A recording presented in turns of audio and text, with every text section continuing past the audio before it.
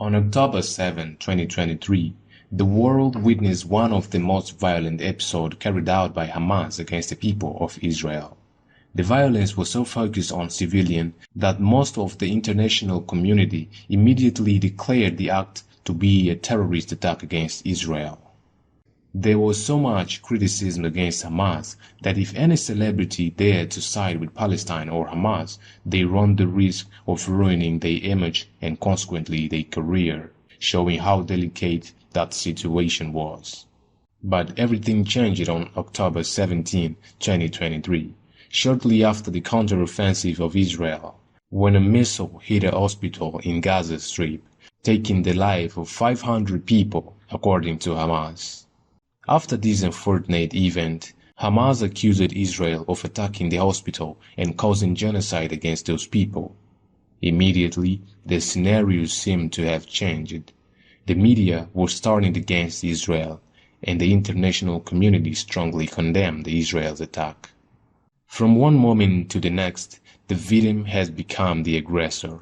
Shortly afterward, Israel investigated the situation and collected evidence that showed that the real perpetrator of the attack on the hospital in Gaza had been the Islamic Jihad through a defective missile that was fired at Israel but ended up falling in Gaza, hitting the hospital. Initially, there was some resistance to accepting Israel's denial about the authorship of the attack.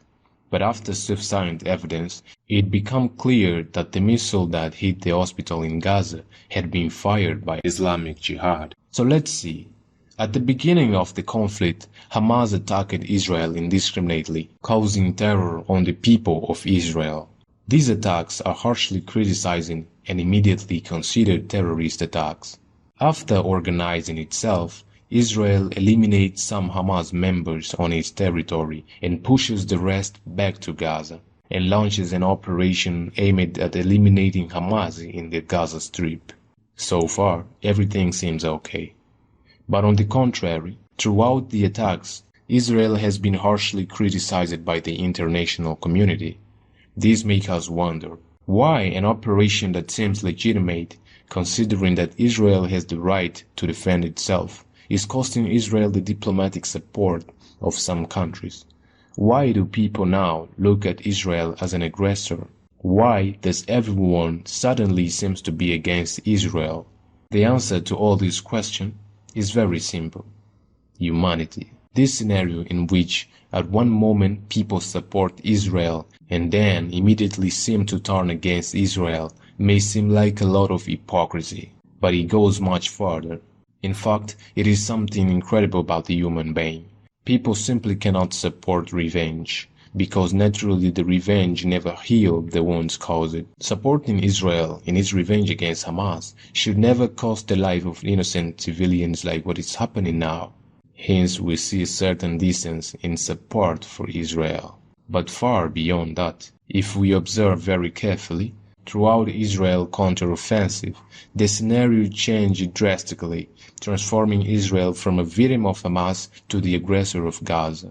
Even though the hunt is against a group that is considered terrorist, what steers the media and the international community regarding Israel are the civilian casualty that Israel had caused against Gaza. And this makes us wonder, to what extent is Israel willing to take lives in Gaza to catch up with Hamas?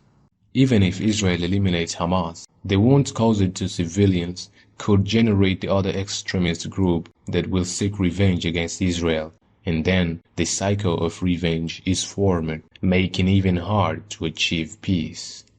To date, Israel attacks have cost more than 6,000 Palestinian lives, and what caused the most revolt is that most of the fatalities and injuries are civilians. And this has cost Israel accusation of genocide against Gaza. As long as Israel is not cautious in its attack, peace between those two people will be increasingly distant. Responding in a simplified way to the video's question, most of the international community is against Israel's offensive because Israel has become the monster it tried to combat. Hamas caused terror for the people of Israel. And now, Israel is causing terror about Palestinians in Gaza.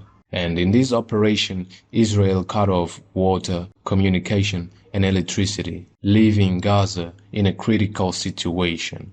But war is war, and not meant to be pleasant. But at the end of the day, we must not normalize it. Something that we should never forget. Israel has been threatened in that region of the Middle East since its creation as an independent state in 1948. This certainly contributes to the policies and military decisions of that country. While we, the international community, see things more lightly, give an opinion that may seem insensitive and ignorant, only these two people understand the gravity of the situation in which they live.